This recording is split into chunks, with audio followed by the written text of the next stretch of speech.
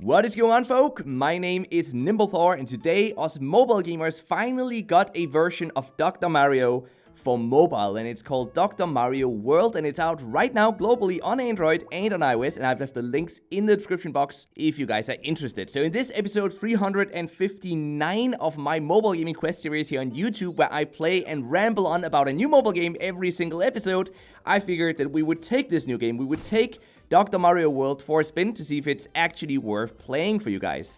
So for those who don't know about this series of games already, Dr. Mario World is a falling block puzzle game, not too unlike Tetris really. So our goal is ultimately to eliminate all of the viruses that you guys see on the screen at the moment. Those are currently only the red and the blue ones on the screen, and we do that by deploying capsules with, I guess, medicine of some sort from the top. And so let me show you guys how that works right now. Well, actually from the bottom, but let me show you. So we can drag this down here, and we can even rotate it, by the way. Look at this, we can rotate it real quick, but I'm just gonna place that one over there. I'm gonna place another one over here, and now 3 of them are aligned, 3 blue ones on a row. That makes them explode. So as I told you guys, it feels pretty much like a Tetris game really, just set in a Nintendo universe instead.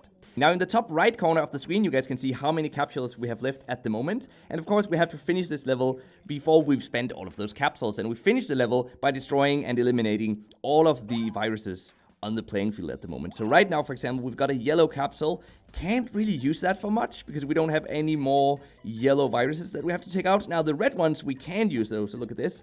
We're gonna make these explode. I'm gonna attempt to... Oh, that was a mistake. Didn't mean to do that. That was a mistake. It is rather difficult to actually position these correctly. This is where I wanted it to land before. And now look at this. We've got one of these special Joker ones that can make up any color we want. So now let's move the remaining blue one down here. And it's not looking too good, but we might actually be able to finish regardless. So let's explode those 3. Let's move that one over there. Now what happens in longer matches is that our doctor, which is our main character by the way, where I'm using Dr. Bowser at the moment, can also charge up a special attack. And Bowser's special attack is to destroy 2 random rows of viruses. So it's very beneficial to use that one as soon as we can, and maybe we will actually earn enough points to be able to use it in this level. You guys can see it's charging up in the bottom left corner of the screen. That yellow circle around Dr. Bowser, that is the special ability charging up. Now we only have 2 capsules left, so we're in a bit of a pickle here, I would say. We won't be able to finish this, I'm afraid. So we may have to start this level all over again. Nothing we can really do now. 1 left.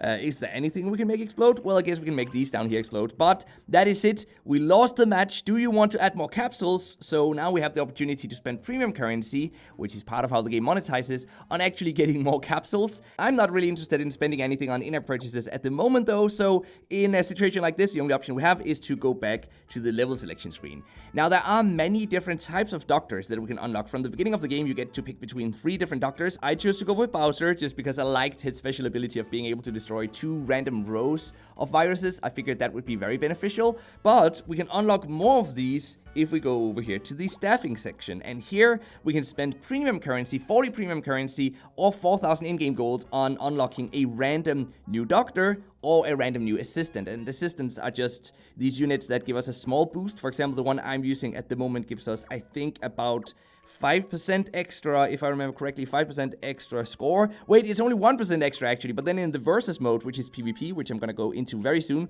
it has this special ability of, if an opponent attacks, it grants a 4% chance that the attack meter fills instantly. So in order for that to make sense, let's go into the versus mode as well, which is actually real-time PvP. I'm so happy to see that. We can play against random opponents, and then we can rank up in the league, or we can play against our friends from Facebook, our Nintendo account, or we can even send out an invite link to people via any messaging app whatsoever. So I can click add friends and we can actually send out a request. That is very nice. Very happy to see that they have not chosen to lock this feature behind a Facebook login wall. So now let's try and see if we can find a random opponent. PvP in Dr. Mario World is a lot like the single player matches, but we're fighting against another player attempting to clean up our own playing field while also sending over new blocks of viruses to the player we're fighting against. And we can see our opponent's playing field on the right side of the screen at any point in time, at the right top side of the screen. I'm really really liking how the PvP mode adds more focus on speed, which we don't see in the single player mode. You have to think very fast, well, at least faster than your opponent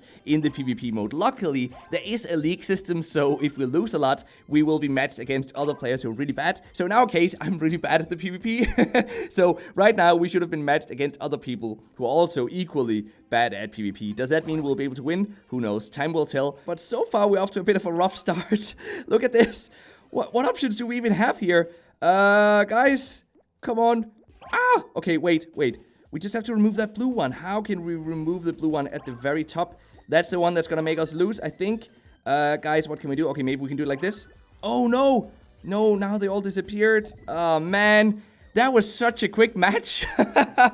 Oh man, we lost very quickly here. Well, anyway, the sense of urgency is something I've heard many players who've also played the original Dr. Mario game complain about not being there in the single player mode. But as someone who has not played the original games, I can't say I'm really missing it. I like that the single player is more relaxed and focused on just having fun, but in a casual way, which then makes room for a more urgent and fast-paced multiplayer. The PvP mode is really difficult, but for some reason I'm still having lots of fun with it though. And I actually found myself spending more time in the multiplayer mode than in the single player mode. And also, if you get good at the multiplayer PvP, you'll have a much easier time playing the single player as well. So it's sort of a win-win. No matter what you do, you're gonna get better at the game. But I like the multiplayer because the different doctors have different abilities, but they also have different attack strengths. And what that means is that Dr. Bowser is dealing 4 in damage, and he deals that damage whenever his attack bar is filled up. But Dr. Mario, if I remember correctly, deals only 2 in damage instead of 4, but his bar fills up so much faster. So there are different strategies depending on which doctor you have. But I also like the PvP mode because it doesn't have any energy system, unlike the stage mode. Because yes, sadly, there is an energy system in the normal stage mode. It's so unfortunate. We only have 5 lives. We spend 1 life to enter a single match. And then whenever that match is over, if we won, we will get 1 energy back, so at least there's that. But if we lost though, we will have lost an HP, and then we will only have 4 HP left. And we have to wait 30 minutes for each of those lives that we lose to recover again, which is quite a long time to wait, I would say, especially since we only have 5 lives in total. But look at this! We actually won this PvP match, yes!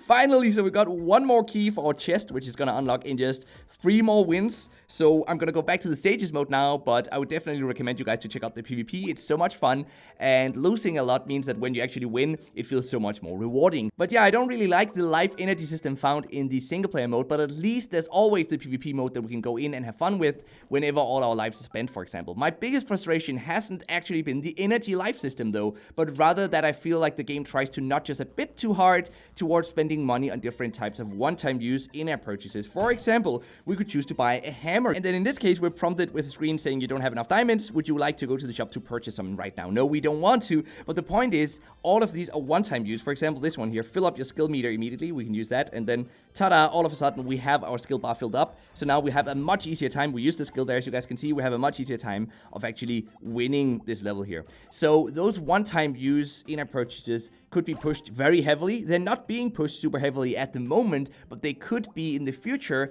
And also the fact that we have to spend 4,000 in-game gold or 40 premium currency on unlocking a new character, if that's what we want to do, means that things get really expensive very, very quickly in this game. And this is where it gets really frustrating, because let's go back here. I'm guessing this is going to mean we lose a life, but so be it. If we go in here to the shop, you guys will see that we can't buy 40 premium currency. Of course we can't. We can buy 53 premium currency or 20 premium currency, which means if we want 40 premium currency, we're gonna have to spend somewhere between $5 or $6 US, and that's just to get the opportunity to unlock a single new doctor. And we're not even guaranteed to get a new doctor. We might get a new assistant instead. So the chances, at least you can see the chances here, 2% to get a new doctor, 2.67% to get a new assistant, but the chances are very, very slim. Realistically, you might end up spending, very easily 50, maybe even $100 US just to get the doctor or the assistant that you want to unlock. So that is my biggest frustration with the game. The in-app purchases are a bit too expensive. But with that said though, we don't actually truly need new doctors or assistants, and we can also always just grind away and slowly unlock them through in-game gold. So at the end of the day, is Dr. Mario World actually worth playing? Overall, I would say so, yes, especially if you like the Nintendo universe, but just be aware of the limited playtime in the single-player mode. I have a pretty strong feeling that the single-player will become very frustrating after a while, just like in Candy Crush and those types of games. The PvP mode, on the other hand, will most likely still stay relevant and fun over time as well. It is kind of the opposite of most mobile games, where the single-player is typically fun to play, but the PvP is super unfair. In Dr. Mario World, it's kind of the other way around, so the PvP mode is very fair, but the single-player mode is somewhat unfair. What do you guys think about Dr. Mario World though? Let's get a good discussion going in the comment section, and now it's time for the mobile gaming news of the day. And today's news or nugget of mobile gaming knowledge is that the amount of money spent on mobile games in the first half of 2019 has reached nearly $30 billion according to research done by an analytics company called Sensor Tower. This is a whopping 11.3% higher than the same 6 months last year, so talk about a steep growth curve. And as a little nugget of extra information, $17 billion came from the App Store and $12 billion came from Google Play, even though the revenue on Google Play actually grew faster these last 6 months than they did on the iOS App Store. So with that said, let's round things up here for today. I hope you enjoyed the video. Be sure to tap those subscribe and bell buttons if you haven't already and you love mobile gaming. And until next time, just keep gaming, stay awesome, and I'll see you guys around.